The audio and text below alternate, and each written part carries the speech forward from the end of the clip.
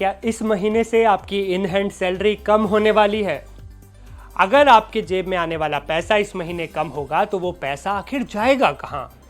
भारत में नए labour code यानी न्यू लेबर लॉ को लेकर काफी चर्चा है और इसका सीधा असर आपकी और हमारी जिंदगी पर पड़ने वाला है। 24 अप्रैल 2026 की इस तारीख के साथ ही देश में आपकी सैलरी का स्ट्रक्चर पूरी तरह बदलने जा रहा है। अब आपकी कंपनी आपको जिस तरह सैलरी देती थी वो पुराना तरीका बीते दिनों की बात हो जाएगा। नए नियमों के तहत अब आपकी बेसिक पे, महंगाई भत्ता यानी डीए और रिटेंशन अलाउंस को मिलाकर आपकी कुल सालाना सैलरी यानी सीटीसी का कम से कम 50% होना चाहिए। ये जरूरी है। अब तक कंपनियां क्या करती थी, वो बेसिक सैलरी को कम रखती थी और भत्तों यानी अलाउंसेस को ज्यादा दिखाती थी ताकि उन्हें पीएफ और अन्य फंड्स में कम योगदान देना पड़े। लेकिन अब ऐसा नहीं होगा। अगर आपके बोनस, एचआरए और स्पेशल अलाउंसेस आपकी कुल सैलरी के 50% से ज्यादा होते हैं तो उस एक्स्ट्रा हिस्से को आपकी बेसिक सैलरी में जोड़ दिया जाएगा। क्लियर फंडा है। आइए अब इसे एक मिसाल से समझते हैं ताकि कोई कंफ्यूजन ना रहे। मान लीजिए आपका सालाना पैकेज 6 लाख रुपए का है, यानी महीने की ग्रॉस सैलरी लगभग 50,000 रुपए। अब तक अगर आपकी बेसिक सैलरी 20,000 रुपए थी तो नए नियमों के बाद ये बढ़कर कम से कम 25,000 रुपए हो जाएगी। अब जैसे ही बेसिक सैलरी बढ़ेगी आपका ईपीएफ यानी प्रोविडेंट फंड का कंट्रीब्यूशन भी बढ़ जाएगा।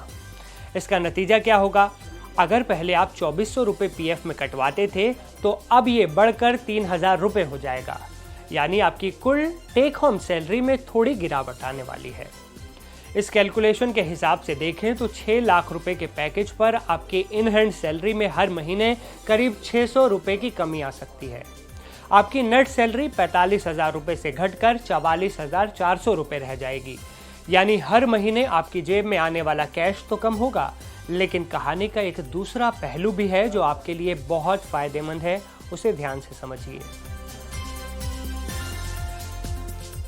भले ही आज आपको लगे कि जेब में 600 रुपए कम आ रहे हैं, लेकिन असल में आपकी लॉन्ग टर्म सेविंग्स को एक जबरदस्त बूस्ट मिलेगा। क्योंकि आपकी बेसिक सैलरी बढ़ रही है, इसलिए आपके पीएफ फंड में हर महीने जमा होने वाली रकम भी बढ़ेगी। इसका मतलब यह है कि जब आप रिटायर होंगे तो आपके पास अच्छा खासा पीएफ होगा, बजट होगा। आज के मुकाबले कहीं ज्यादा मोटा फंड आपको मिलेगा। इतना ही नहीं, आपकी ग्रेच्युटी की रकम में भी भारी बढ़ोतरी होगी।